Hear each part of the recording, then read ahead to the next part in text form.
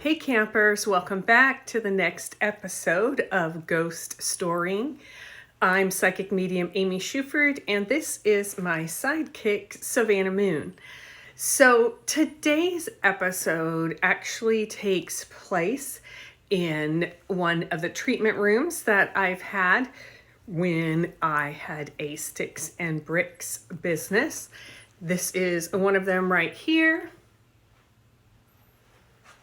where I offered Reiki and readings or just readings standing alone. And in this episode, we are going to meet the tree people.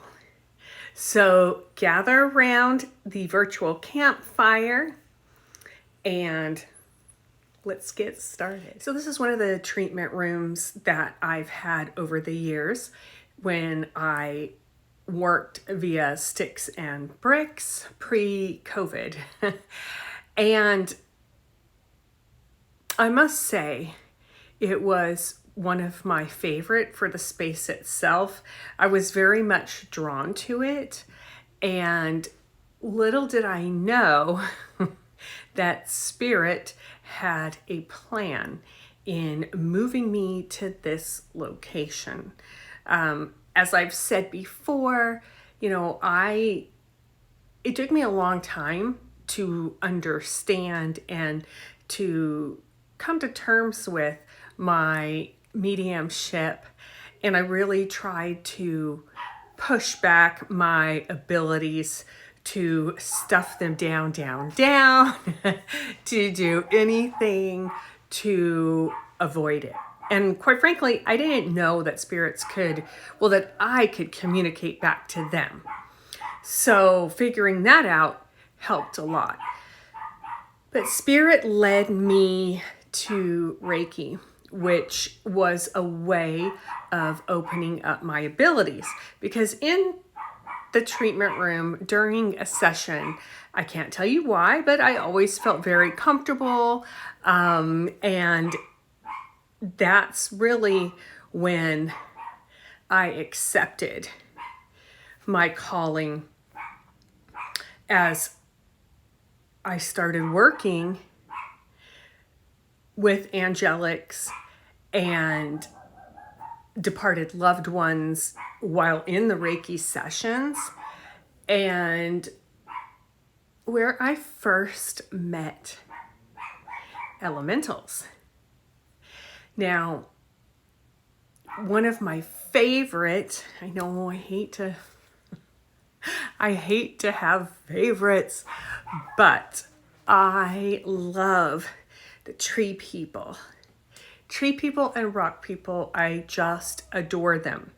However, my first introduction was a little rocky, pun intended.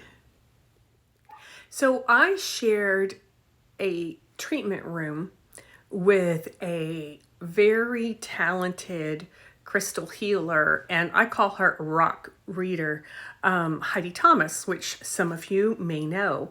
And she had the most marvelous chunk of, I think it was tree agate. It was like this big. It was very heavy, kind of triangular. And I love like natural stones. But for this particular treatment that I was doing, this session, I always have like a personal setup for everybody who comes in for a Reiki session, whether that's online as I do distant Reiki now, or whether it was in a space. So I would always set up different crystals and essential oils. And in this case, I moved this big stone into the corner of the room, and it was like behind me. And as I was giving Reiki to this person, doing what I did, had nice music playing, and it's just so comfortable.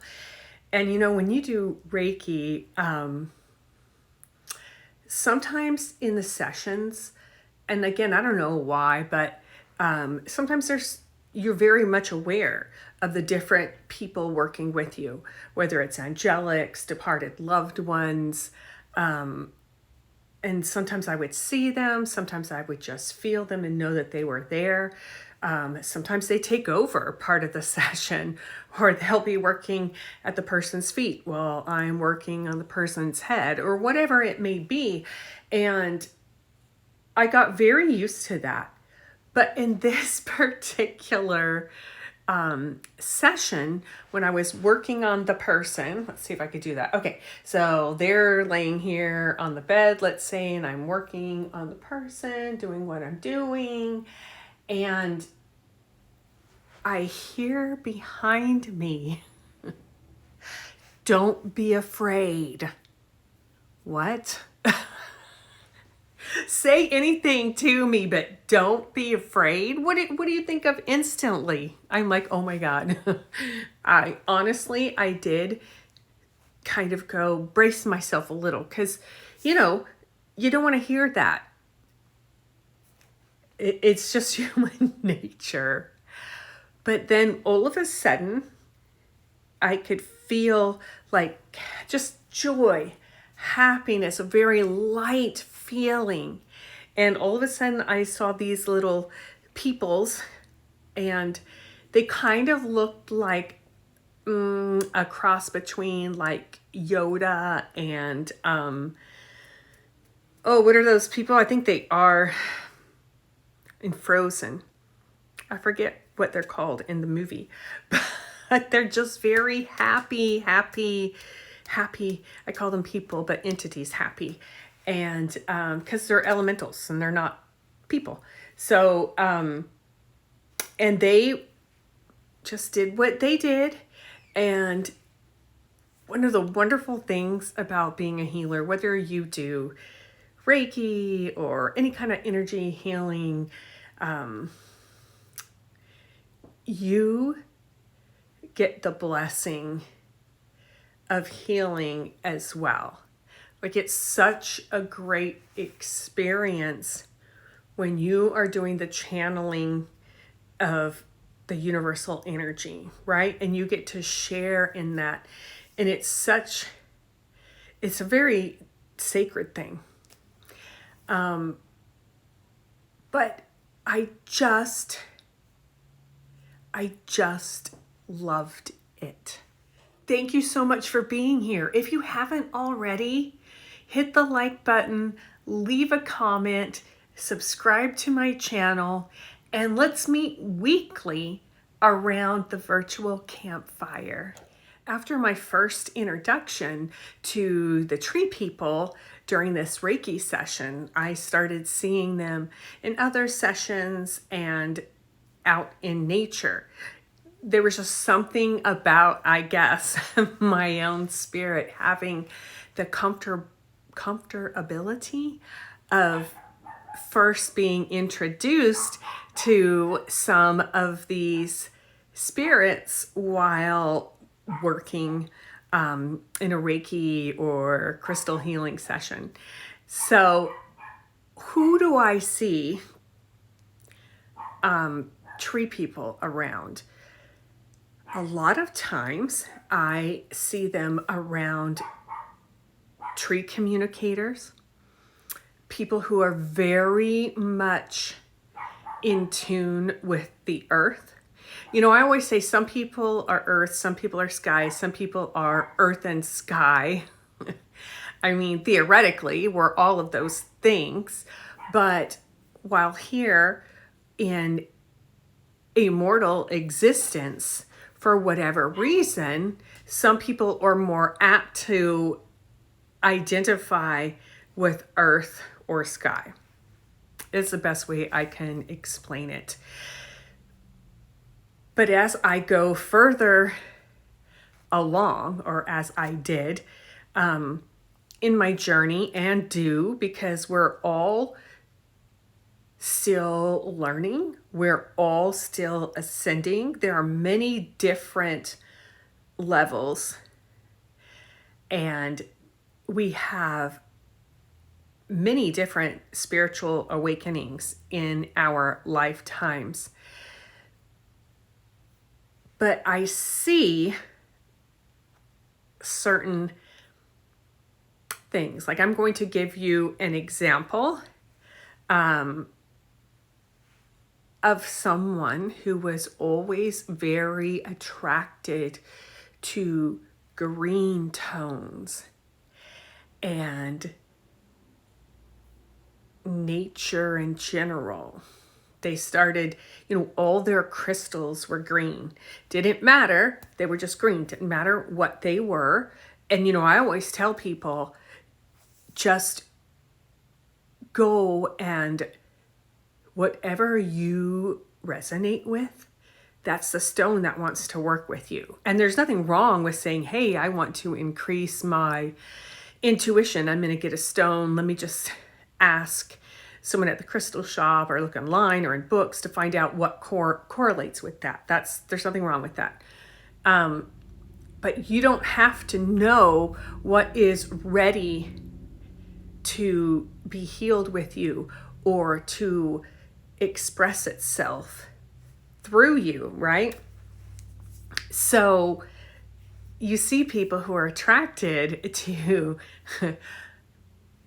tree agate, moss agate, all the different kind of foresty stones.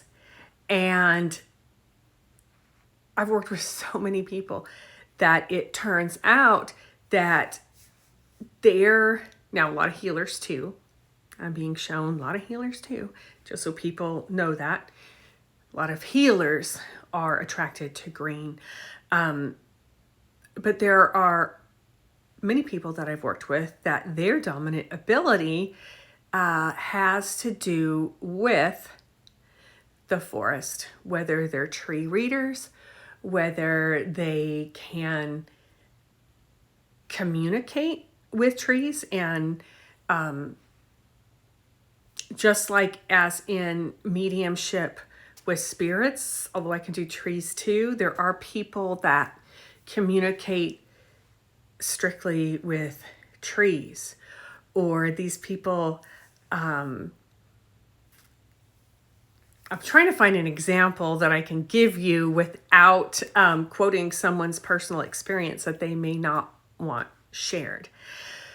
But let's just say there are many connections going on there, and a lot of times the nature spirits, if you are very much connected to nature or an earth person, we'll put it that way, come along to assist with these particular clients. And don't forget about past lives, because we don't always have to use our dominant gifts. We don't always choose to. But yeah, they can be around people because they know them. They recognize their spirit from a past life. Thank you for joining me, campers, for another episode of Ghost Storying about my introduction to the tree people. Thanks for your likes and comments, for subscribing and viewing these videos. I really appreciate you. I love you all, and I will see you next time.